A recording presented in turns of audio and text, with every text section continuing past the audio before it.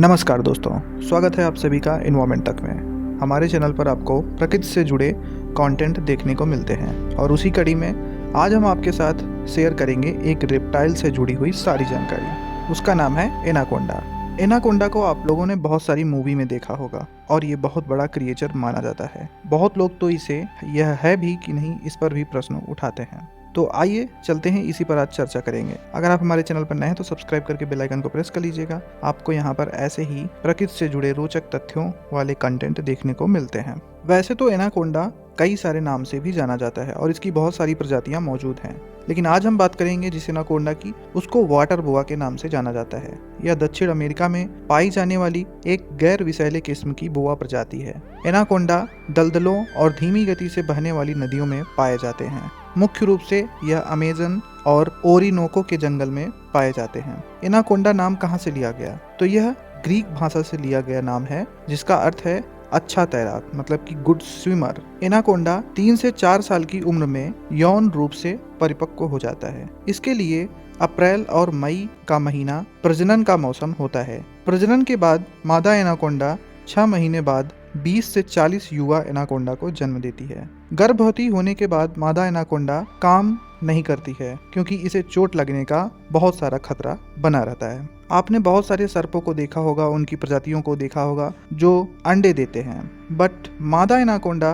कभी अंडे नहीं देती है, यह बच्चे को जन्म देती है। एनाकोंडा के बच्चे 2 फीट लंबे होते हैं और वे पैदा होने के समय से ही अकेले जीवन जीने में सक्षम होते हैं। एनाकोंडा 30 फीट तक लंबा और 550 पाउंड तक वजन का हो सकता है और इसमें जो मादाएं होती हैं वो नर एनाकोंडा से बड़ी होती हैं। एनाकोंडा अपने पूरे जीवन में लगातार बढ़ता ही रहता है। जंगल में लगभग 10-12 साल और कैद में लगभग 30 साल तक यह जीवित रह सकता है। एनाकोंडा की कुछ प्रजातियों में पहली हरा एनाकोंडा एंड दूसरा पीला या पैरागुआयन एनाकोंडा, तीसरा डार्क स्पॉटेड एनाकोंडा एंड चौथा है बेनी या बेलिक्याई एनाकोंडा। सभी एनाकोंडा में सबसे बड़ा ग्रीन एनाकोंडा होता है। इसकी लंबाई करीब 8 फीट और वजन करीब 95 किलो तक होता है। इसके पूरे शरीर पर काले धब्बे और नारंगी रंग की पट्टी भी पाई जाती है। और कुछ वो बातें जो आप जानते हैं, एनाकोंडा को अगर एक बड़ा जानवर खाने को मिल जाए तो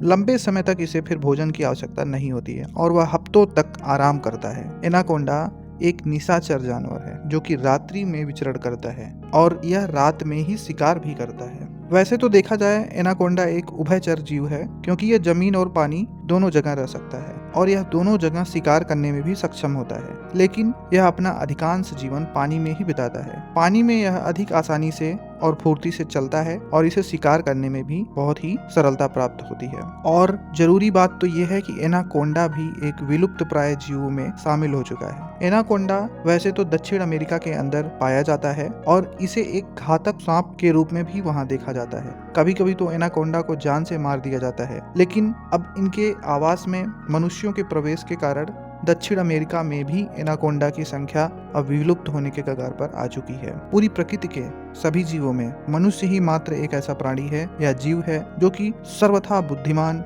सबसे ज्यादा ताकतवर और लगभग सभी कार्य करने में सक्षम है।